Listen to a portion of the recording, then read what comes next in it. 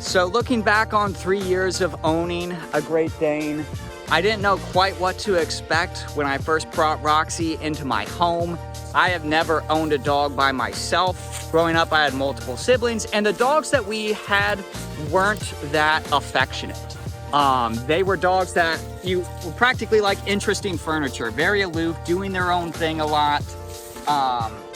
Not like Roxy, not like a Great Dane. You know, when you first bring home your puppy, the puppy stage in comparison is just night and day. There is nothing like the amount of effort that is required in the puppy stage, and then once they are adults, it's just amazing. Roxy, the older she gets, the better of a companion she is, the easier she is. She is just the best. I mean, and Ranger's great too. We're just talking about Roxy though. Other updates, Roxy is spayed, which was, whew, that was an ordeal. For how often giant breeds might go through heat, Roxy was going through heat very often.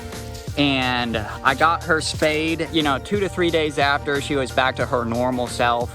You know, I was concerned about how much she was, you know, eating or drinking that first day. To say she didn't like the cone was an understatement. She hated that. But at the end of the day, the vet that did the surgery did an incredible job. Roxy's back to her normal goofy self.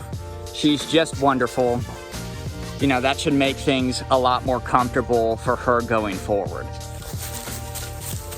I know I mentioned it before, but obviously, huge difference in the puppy stage and maturing stages is how often you're going to the vet.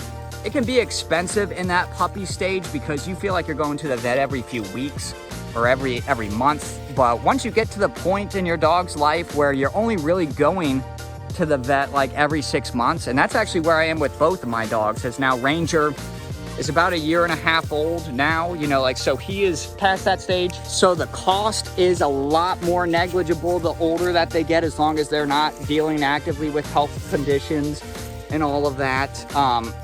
Ranger. And that's actually made it even easier to own two dogs, because that was a concern of mine, is how expensive it was going to be. If you own a Great Dane, you're already buying a lot of food or making a lot of food, and actually to have just a little bit more isn't that expensive. So that's one thing that's been a real nice benefit of, you know, having a Great Dane along with another dog, is that it's not nearly as expensive as I was expecting it to be. And if you really put forth that energy and effort while they're a puppy to train them properly, man, do Great Danes just become such amazing companions. Roxy is just wonderful. I can't hype up this breed enough. And one thing that's really excellent about Great Danes is when you want to play, they're ready to play, but when you are ready to sleep, they are happy to knock out. And that's what's also really wonderful about living alone and not always outside of Ranger, having stimulation for Roxy. So, you know, like the fact that Great Danes will just knock out and sleep for hours, you know, is just amazing. You know, that's not to say that they don't need exercise, they certainly do, but it is really wonderful having dogs that are happy to sleep and content to sleep. It certainly makes a lot of things a lot easier. But that's my 3 years in review, 3 years update, everyone. Thank you so much for tuning in and supporting us. Thanks for rocking with us.